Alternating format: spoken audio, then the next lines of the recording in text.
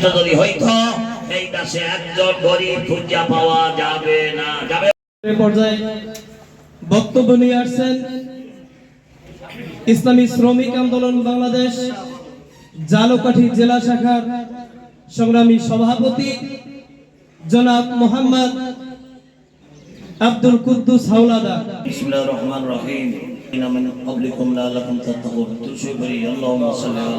বিভিন্ন এলাকা থেকে যুবক ভাইরা, মুরব্বী ইকরাম, আসসালামু আলাইকুম রাহমাতুল্লাহ। ওয়া আলাইকুম আসসালাম ওয়া রাহমাতুল্লাহ। মাহে রমজান কি জন্য আসলো? শুধু না খেয়ে থাকার নাম কি রোজা? আমার হাতে রোজা হবে, আমার পায়ে রোজা লাগবে, আমার জবানে রোজা লাগবে, আমার কানে রোজা লাগবে। শুধু না খেয়ে থাকার নাম রোজা নয়, আমার অঙ্গ প্রত্যঙ্গ সব রোজা, এর নাম হলো রোজা।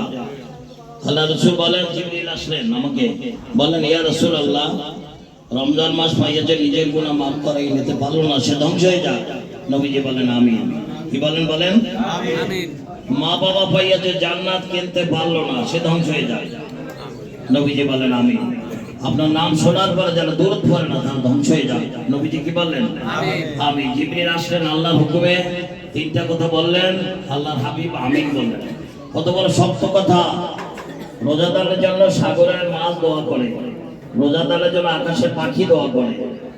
রোজাদার ঈদের দিন নামাজ পড়ে বাড়িতে ফিরবে, মনে আজকে তার মায়ের পেট থেকে সে ভূমিষ্ঠ হয়েছে। সুবহানাল্লাহ।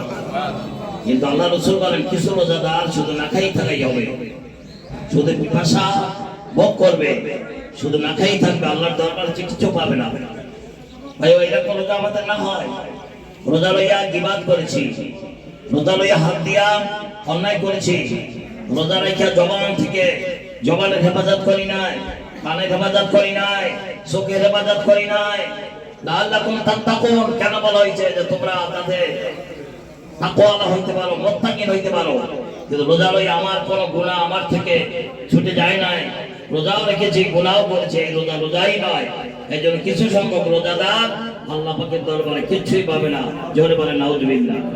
আজকে আপনারা জানেন, এই জমি সৃষ্টি করার আগে আল্লাহ পাক আগে ক্যাটালগ বানাইছে আল কোরআন। আজকে সর্বনাই লক্ষ লক্ষ মানুষ মাহফিলে থাকে, কোরআন দিয়া পরিচালনা করার কারণে ওখানে পুলিশ বাহিনী যায় বটে, কিন্তু তারা বইয়া বইয়া খালি দেশ করে, কোনো গন্ডগোল নাই। কারণ ওই জায়গাটা কোরআন দিয়া চলে। কি দিয়া চলে ভাই? আজ বিশ্ব ইজতেমায় লক্ষ লক্ষ মানুষ, কোনো মারামারি নাই, পুলিশ যায় কিন্তু বইয়ে বইয়ে তারা ঘুমায়। কারণ কি? ও জায়গায় গন্ডগোল নাই, কোরআন দিয়া চলে।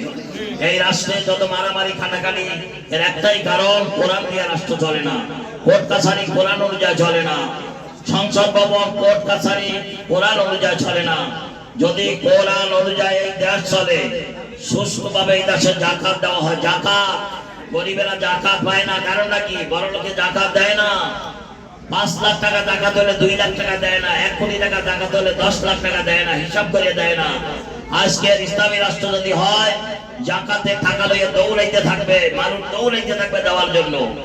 আর 1 থেকে 1.5 বছরের মধ্যে এই দেশে একজন গরিব খুঁজে পাওয়া যাবে না। সুবহানাল্লাহ বলেন। যাকাতের টাকা দেয় না বড় লোকেরা, কোটি কোটি, আরে 1 কোটি টাকা যাকাত হইতে দিলে তো আমি গরিব হয়ে যাবো। 1 কোটি টাকা, 1 কোটি টাকা যাকাত